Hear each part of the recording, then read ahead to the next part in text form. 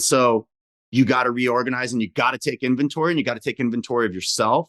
So like this weekend, I just sat down and all weekend sitting on my couch, taking notes, taking inventory. What am I doing? What is this person doing? What is this person doing? And then it all just kind of came to me like, holy moly, these people are doing the wrong things. These are their strengths. These are their weaknesses. I'm going to take all the load and then I'm going to reorganize that. And so I'm going to hire someone else to delegate, but they're going to be the right who in the right seat, doing the right thing. They're going to be happy because they're doing something that I hate, but they love it. Thank you for being with us every day on the Real Estate Syndication Show. I've got a gift for you, but I want to ask that you will leave a written rating and review on iTunes. If you'll send a screenshot to info@LifeBridge Capital of that review and a mailing address, I want to send you one of my recommended monthly books. This is your daily real estate syndication show. I'm your host, Whitney Sewell. Our guest today is going to help you think through, do you have the right people in the right seats or not? What energizes you and what energizes your team? Because it may not be what you think. And I loved what came out of this conversation as far as being able to think through this so you're all moving faster, but together. Yeah, it's good. You need to think through right seat, right people, right seat, right? I know most of us have heard that, and you're probably thinking, well, I can't hire that many people, Whitney. And you may not need to. You may need to organize some tasks that some people are doing. And Jimmy Edwards, our guest today, is going to help you think through that. He's the founder of High Five Multifamily, a real estate solutions company that focuses on acquisitions of distressed and value-add multifamily investment properties. And since 2017, High Five Multifamily has bought and sold 868 units and is currently looking for opportunities in the Dallas-Fort Worth and San Antonio area around 60 to 250 units. He's been an investor since 2011 in both single-family and multifamily properties. He's bought and sold over 100 single-family houses and has purchased 6 apartment complexes. So it's neat to hear his story today about his team. Even one specific example of how he figured out that this person was not in the right seat, but he did have the seat on the team for them to be in. Where they're more energized and where they're even performing at a lot higher caliber. What is the right seat for you in your business? Well, I know when I am doing what I love doing, like I am on fire, like I am so energized and pumped up and ready to go. But man, there are certain things that just do the complete opposite. It just drain me. It's just not something I want to do. And typically I'm not very good at those things either, right? And so, as we have grown our team, I've had to learn these things, sometimes the hard way, of finding the right people, making sure they're in the right place. I've not done it perfectly by any stretch of my imagination, but man, it's a learning process. Our guest today is in the hot seat of doing just that, right? And he quoted me before we started recording. He said, "My superpower was being depleted because I was in the wrong seat." I'm looking forward to hearing just that and how he figured that out, and even how he's figuring that out for the rest of his team. Jimmy, welcome to the show. Thanks for having me. Love it. Yeah, honored to have you on. Obviously, you've done lots of deals now, lots of multifamily all over Texas. Your team has grown. Lots of things have happened. But before we jump into right person, right seat, because I get questions all the time about, man, how are you hiring these people? Where are you finding them? Tell me about your hiring process, and we can go into all that stuff. But often we don't always talk about ensuring that this person's in the right seat or that we are in the right seat. And so I'm looking forward to that. But who's Jimmy? How did you find real estate? Give us a brief on how you got where you're at. Yeah. I love it. So I'm a Texan through and through. Been in Texas my whole life. I was raised in Austin. Went to high school in Austin. Moved out to Lubbock. Went to Texas Tech. And switched majors a couple times throughout that process. Kind of started in engineering and realized, again, I wasn't in the right seat there, and got into the business. And then I needed a little more challenge, and then got into finance. And then that got really challenging and ended up with a degree in finance with an emphasis in real estate. And so the last semester of college, our professor had us read Rich Dad, Poor Dad, and that just exploded my brain, right? And so I already had like 2 or 3 real estate classes under my belt, had a finance degree. I'm really good at math. So went and got my real estate license. I mean, that was, all I knew how to do. Like, if you want to make money, you go to real estate, right? So, I didn't have any money, I'm kind of, middle class family, not wealthy. So I didn't really know any millionaires. I didn't have any ins to big jobs. I didn't know any, I just was just, trying to figure it out, and got my real estate license, 2006, started selling condos in Houston, high-rise development. It was a sales team in a trailer while they were moving dirt, and went through that process. And then it was 2 towers, 400 units each. It was an 800 unit development. And around 2008, things started changing and I could feel it. And the first building was built and there was some other things going on, but I ended up moving to Dallas. And as the market was changing, interest rates were going down. Mortgage companies were actually hiring. And I got a job at Countrywide, who was then bought by Bank of America, and then ended up moving to a smaller unit doing VA loans, and built a team there, scaled the team, figured out what my really best role is and when I'm the most powerful within an organization and how people are empowered when I'm in the right seat. They closed my branch down. Had one of the best teams in Texas, was killing it, making a lot of money for a 28-year-old kid, and they closed my branch down. And so I'd never really been terminated. I'd always had a job before I went to the next job, and I always had a plan. And it was new to me. And I was like, man, how did we get let go when I'm one of the top producing teams? So it really kind of changed my train of thought and changed my trajectory, and went back to Rich Dad, Poor Dad. And I'm going to take control of my destiny. Right. And so I got a little severance. I mean, it was probably peanuts compared to commissions I had in the pipeline. And around that time, I had been given advice to invest all my spare change into Apple. Right. It's going to skyrocket. This was 15 years ago. So I was doing that, right? Putting $5-10 grand a month into Apple. And then Steve Jobs died. Boom, crushed. All my peanuts in that just obliterated. So I'm I was told to invest in stocks. I had a badass, team, and both of those just dwindled overnight. And so I took my little bitty severance. I cashed out my peanuts in my Apple stock, and I bought a $60,000 house. I put 10 grand into it, sold it for 90. And I was like, let's go. So from 2013 to 2017, I mean, probably flipped 100 houses. I've had some different partnerships. I was kind of raising money similar to syndications, but I didn't really know it at the time. I was just man, I've got a bunch of deals. I need more money. And I'd go to friends. I'd be like, hey, I'll split profit with you if you give me some cash for the down payment. And so I had a bunch of partners, which became problematic. You're getting pulled in different directions, different priorities, different fires. And I found a good partner whose background is in construction management. And so we navigated back to our strengths. I was finding deals. She was managing the rehab, and we kind of created this conveyor belt, and we just started flipping. Because what really wore me out was the contractors, right? Oh man, I got a flat tire again. Oh man, my mom died the 3rd time this year. And it's come on, man, just show up. But she's real patient about that. So it worked really, really good. And we did 60 transactions in 2016, probably. And then it was another pain point, right? How are we going to scale this business? How are we going to do more deals? Are we going to do bigger deals? Are we going to do new construction? And around that same time, in 2017, we did less deals with higher margin. And I was like, hey, that's great. Work smarter, not harder. So then moving into 2018, I was like, how are we going to get better at this again? And then I learned about multifamily. And around the same time, why multifamily really made sense was we had a flip in a subdivision. We bought it right. Construction rehab probably went a little bit over budget. We were still going to make money. And then 7 rehabs came on the market in this block on the same weekend, and it just crushed everyone. And so it took us longer to sell the house. We actually ended up losing money on the deal. And then right at the same time, I was trying to scale again, figure out how to be more efficient, make more money.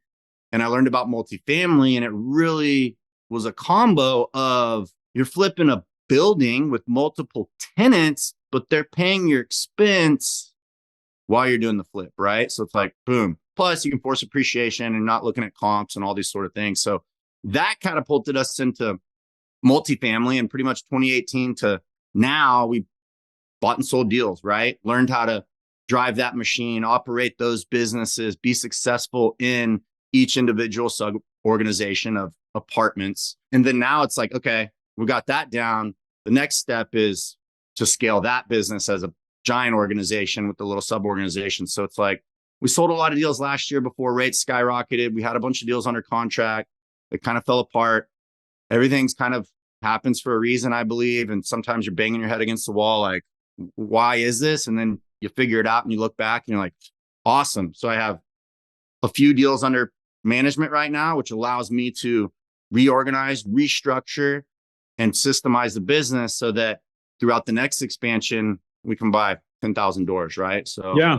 It's interesting the path that everybody takes. And it's so often that people start with single family in some way, but man, you scaled. I mean, you said you flipped 100 houses. Not just everybody or anybody does that, right? You learned a lot through that process, and definitely had to, grow a team and have lots of processes and systems to make that happen. But then you learned about multifamily, and actually, I went to even go back a little further. It's interesting. Your professor gave you the Rich Dad Poor Dad book, and it's just crazy to me how many people's mental or state has changed. Like, as they read that book and their eyes are kind of open to the possibility of real estate, right? And being their own boss and all these things, rich dad versus poor dad mentality. And it's so interesting, but thankfully you did read it. And that path you took to where you're at now to, just scaling. Speak now to, just very briefly, though, the scale of your current business, number of it, maybe staff, that type of thing. And I want to dive into right person, right seat and what you've learned about that. Sure. So our current organization probably has, including myself, 6 people, 6 key team members, 3 within my organization as High Five Multifamily. And then, I kind of consider one of our properties as a sub-organization because, we've got co-GPs on that deal. And it's kind of taken me a while to really figure out everyone's strengths. And you even look back sometimes, and sometimes people kind of see it maybe before you do. But when you're macro and you've got this idea and vision, like maybe you're a little bit stubborn and maybe you're not listening like you should be. Then when you figure it out, you're like, holy smokes, these people have been like talking to me, but I didn't see the picture correctly. Like I'm a visual person. I have to see it in my brain how everything intermingles. I mean, until you can put those pieces together, but once you get the right seats figured out, it's powerful. Speak to, maybe some of what you've learned about the importance in right person, right seat. Speak to that a little bit, and then I'd like for you to elaborate on, when you were in the wrong seat and learning what the right seat was, and maybe that transition. Sure. When I'm in the wrong seat, and sometimes you are maybe one seat away from the right seat. So you're in a lane, maybe you're in the middle lane of the highway, right? You're not on the far right, but you're one lane from the left. And so you're moving fast. You're moving faster than the slow lane. You feel like you're doing right, but you're not all the way over crushing it, right? So you're not moving as fast as you should be. You're kind of struggling a little bit to keep up with the left lane. And then cars keep moving you over, bumping you, wearing you out, slowing you down. And like for me, like when I'm not in the right seat, like it just is, it's kryptonite, man. It's freaking draining. Like I literally won't do anything on the weekends. Like I'm trying to solve a problem. And by Friday, I'm freaking worn out. I sit on the couch all weekend. I'm unmotivated. I'm freaking tired.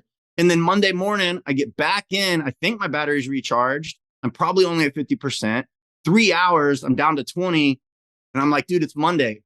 This sucks. And it's draining for everyone else, right? Because they're in the wrong seats. And then like, as I talk through problems and I bounce ideas off of people, and I'm bouncing ideas off myself, and I'm talking to myself in the mirror, I know I'm headed in the right direction when immediately my personal energy changes.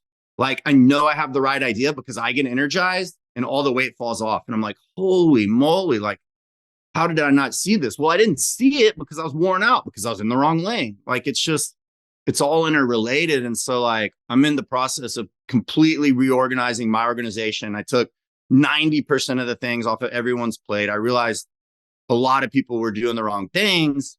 It was working because I was delegating. People were then redelegating, but everyone was delegating down the wrong stream. And it only works for so long until you get into a logjam.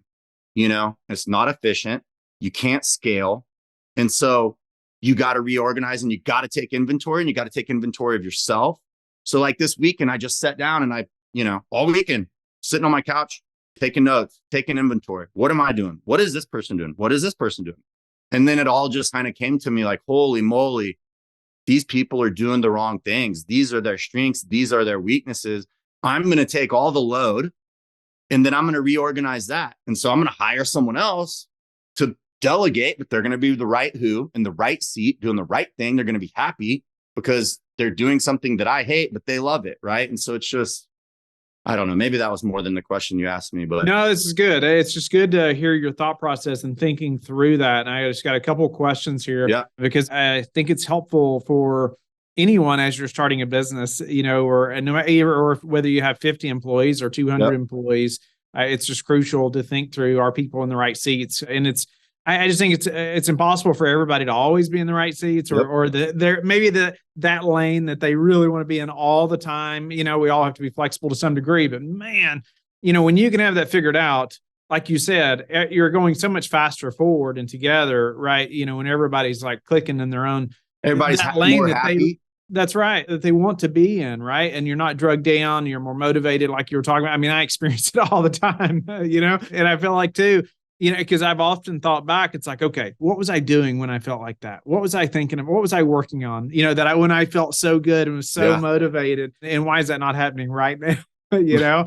But I wanted to ask you, you said a lot of people were doing the wrong things. I can only work for so long that way, which I wanted to highlight that you mentioned. And then you talked about really itemizing other people's strengths and weaknesses. So how did you do that? Was that with them? Was that just you thinking about, your time working with that individual? What did that process look like as, the listener or myself thinking through, okay, I've got these people on the team. I need to ensure that they're in the right seat. How did you think through their strengths and weaknesses? It was a team effort, but ultimately I needed to step back and take inventory with some quiet time so I could think through it. I'm a visual person. I have a photographic memory. I'm obviously a visionary. I'm a strategic thinker. I'm a macro level, not a micro level. And so we really started with Clifton Strengths. A buddy of mine recommended that. And immediately I saw why the people are the way they are, how they're driven. And then we started going, okay, let's talk about roles and responsibilities. Let's go through this. So as a team, we kind of went through this. And then we still didn't have it right. Maybe there were some suggestions that I missed. And again, sometimes, I miss little details because I'm thinking much bigger. And then again, circle back on it. And then started making a sub list and then a sub list. And then it was Friday and we were worn out. Making lists it drains me, but you got to get organized to solve problems, right? And so just coming down to the organization. But once I stepped back from the list and circled back and had additional conversations and I'm listening, and that's what has made me successful in the past in sales is I became a really good listener. And sometimes I'm going fast and sometimes I'm stubborn, but that's what makes me good when I'm in the right lane. But I also know that I have to slow down sometimes if something's not working and start listening, right? And so you're listening for cues like da da da da da da da, and then all of a sudden, you're like, holy shit, these are all the these are all the tasks, and it's like, man, I've been looking at this wrong with the wrong delegation, and everyone can do the tasks, but we've got to reorganize them and shift them. And then I realized that I need to take ownership of that. In order for this person to be really good at what they're good at, then I need to take a lot of other things off of their plate that maybe I missed, that maybe they kind of got delegated because we weren't as busy and things were working. And so this little task got delegated. And the next thing you know, you've got 100 little things on someone's plate and they're the wrong things, right? So move all those 90% of that off. And then the 10% that they're good at now goes back to, now they're doing 90% of something that they're good at, super efficient, driving that lane. And it's like, okay, well, I'm going to take ownership of that. I'm going to take everything off and then I'm going to solve that problem. And if I can't do it myself, I'm going to hire another who. So Who Not How was a really, really, really good book for me. I struggled from going from a solopreneur to a bigger role because I always felt like I had to do anything. And reading that book by Dan Sullivan really, really, really helped me see the bigger picture. So just trying to implement a lot of that. And being Yeah, strategic as for we're sure. hiring more players. I usually have that book behind me on a shelf, but Yeah. it's a great one, and it is kind of an eye-opening book as well. Are you looking to grow your real estate business in 2023? If so, podcast guesting may be just what you need. To learn more about podcast guesting and how it can help grow your real estate business in 2023, go to podcastingu.com/syndication to book your free discovery call. It's kind of like that thing, but you really haven't honed in on how important that is. Right. And that book is a major help for that. Dan Sullivan, Benjamin Hardy. Yeah, I couldn't recommend it enough. I've been to it at least once, if not twice. It's a good one for that. But speak to, then approaching your team about possibly moving them around. Like, how did you go about approaching them? Because I could see potentially that maybe causing some concern, right, across the team, or them worrying about, what does this mean? Am I not doing a good job? Does this mean I'm not going to have a job very long? Or I don't know. Just how did you approach that to the team members, or individually, or as a group, or what'd that look like? Well, for me, and people always say, like, the good news is I always know how you're feeling. The bad news is I always know how you're feeling. So like, when I'm beat down, like, you're going to know it. And I'm tired, and I'm not great at where I need to be in my leadership role, because, like, again, I'm getting beat with kryptonite every day. And it's like, there's still some conversations I need to have, but I had the first conversation yesterday with key exec on my team. And it was simple, man. My energy came direct. You could tell that I'm confident. You can tell that I've figured it out, and I may be wrong. I'm not always right, but really the way that I communicated that and the way that I knew it was going to be effective was, one, I had to take ownership. Like, I failed you guys, and I'm sorry it took me so long to see it and to figure it out, but I know how to fix it. And here's how I'm going to do that. I'm going to take ownership of all of these things off your plate, so you can focus on this one thing that you're really, really good at. And like, all of a sudden it's like, okay, yeah, okay. And then like, you give us some time, and then the wheels start turning, the energy starts feeling good.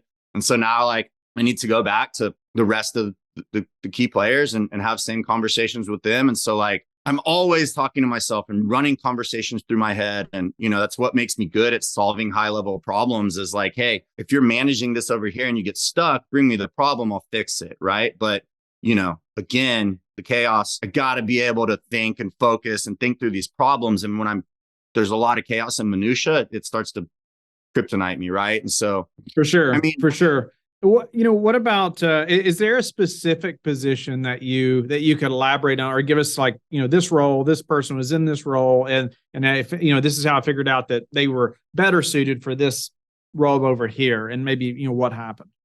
Yeah. My partner, Catherine, she's one of my key players, key executives. And in the single family business, she was managing construction. And when we first hired our executive assistant, it was someone that she knew. So that person came from her network, and we started delegating a lot of marketing stuff. Right. And so because it was her connection and because it was her friend, she was working through the marketing stuff and delegating it to this person. But marketing is my strong suit. Her strong suit is management, whether it's construction management or asset management. And asset management can be a many number of things, but it all comes down to managing people and taking the chaos, right? Because construction's chaotic, property management's chaotic. And so she was delegating marketing, and I didn't see it because it was getting delegated and it was getting done. But what I realized is that she was doing it, which was taking time out of her other strengths. And she also was getting beat down because it's not one of her strengths. So I said, hey, give me all the marketing back immediately. I'll take it all. I'll own it. And all of a sudden I'm just like, boop, boop, boop, this is easy. Boop, boop, boop, delegate. Boop, boop, boop, boop. Right. And so it's like, but sometimes you miss things because you're solving a small problem along the way, but you don't realize that you took a misstep until it starts cogging up the wheel. Right. And so for me, that was super duper important. Was I'm taking back all the marketing. I'm working directly with our marketing executive assistant, and I'm taking all this off your plate. And then now all of a sudden it's like, hey, you got tons of time. So get organized in these things, and you'll be a lot happier, because these are wearing you out because you're trying to do daily tasks that I need to take back. And so like all of a sudden, like the energy is different. The attitude is different. Like people are re-empowered in their superpower, right? And maybe the same thing, like we have our executive assistant doing a lot of marketing stuff, which is great. Like, and maybe we need to hire an additional executive assistant that maybe is like super duper powered in like another area of the business, right? So like, you know, I've started to realize that like in a perfect world, you'd have a unicorn that can wear 2 hats, but like that only works for so long, man. Majority of the time, not right. Yeah. Even if they can, that may not be what's best or what's empowering them to do the best. But no, that's great. A great example. Thinking through what that person, what they're energized by, right, and Yep. what they're best at, and who they should be supporting, you know, as an assistant, and because it's crucial. I hate it when, you know, people like look down on that assistant role, but I'm just telling you, like I could not get, you know, almost like a tenth of done of what I'm getting done if it wasn't for this, you know, the assistant, you know, my assistant, like supporting me so well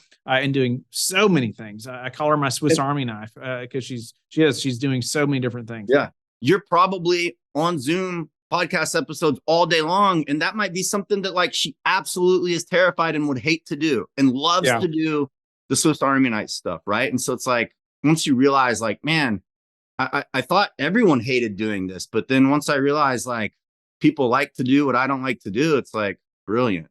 Yeah, for sure. Well, Jimmy, that's a great example. I just want to stress to the listener too: right person, right seat. It takes some time to figure that out often, unfortunately, but it does. But and I commend you for being willing to figure that out, but then also make a change. Because I feel like that's difficult sometimes. We're fearful of, well, you know, it's hard to have that conversation. For one, it's hard to tell somebody, maybe we should shift, you know, you over here. It can just get a little uneasy, right? At times, shifting stuff like that around, especially when we're talking about people's positions and what they're responsible for. But it's necessary, right? Yeah. For the long-term health of you and your business, it is necessary. But, you know, I want to jump to a few final questions. And I just love your thoughts on just any predictions that you have. I know nobody knows the future, but what you think about what's going to happen affects what you're doing today, right? Whether you're buying or selling or those types of things. So any thoughts on just the real estate market, what you're expecting and how that's informing, you know, how you're operating moving forward, buying, selling, anything? So we sold a lot of deals last year, a couple deals. I say a lot, but it felt like a lot because it was in the middle of a lot of turbulence. So it was kind of stressful. But then the deal flow slowed down a little bit. Maybe there's less buyers, but there's less deals. So the deals are still equally as competitive. But I feel like multifamily market cycle is not that complicated, right? The easiest way to win is buy when cap rates are high, sell when cap rates are low, right? So cap rates have gone up. We went through some pain last summer trying to buy some deals while that was going up. Those didn't work out. And now we're doing asset management. And I'm like, hey, now is the perfect time to get organized, get systemized, get the people in the right seats and understand that, because I have the capacity to do it because I'm not buying and selling deals.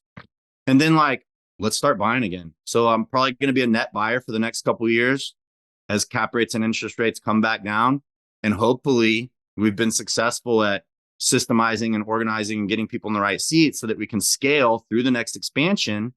And, you know, 5 years from now, 6 years from now, and we're back at a peak and cap rates are low again and we sell a lot of deals, like we're going to be glad that we got organized when it was a little bit slower and took all the lessons that we've learned from the past. And so that's kind of how I'm looking at it.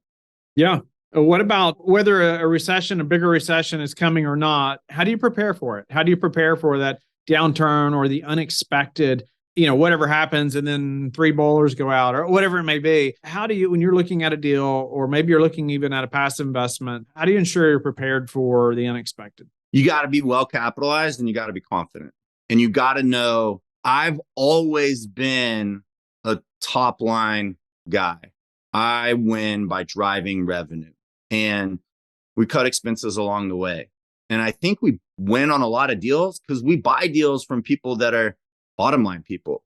They cut expenses and don't drive revenue. And so immediately I can come in and be like, this is real easy. Of course they're losing. They're paying $38,000 for a property manager. You got to pay for the right people. You got to spend the right money to get the right who's and the right seats so that you can win. So ultimately, like right now, we're scaling back some of our CapEx. We're trying to be mindful of expenses, but we're still focused on driving revenue. We're still focused on lease ups. We're still focused on marketing, all the things that help you be successful, allow you to focus on expenses a little bit more. So, I mean, it's kind of the same thing we've been doing. We've had some evictions. We've had some fallout. I mean, until the rent relief goes away, you kind of get blinded by how many people probably should have been evicted. And we're seeing some of that. And it's not fun.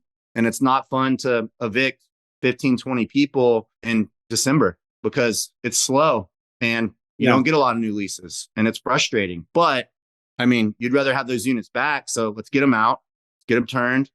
We'll be ready to fill them up. So, I mean, it's just focusing on the basics, right? Driving revenue and cutting expenses, but being smart about it. Don't cut expenses in the wrong places. Like if you have the right people, they'll know where to cut the right expenses. What's your best source for meeting new investors right now?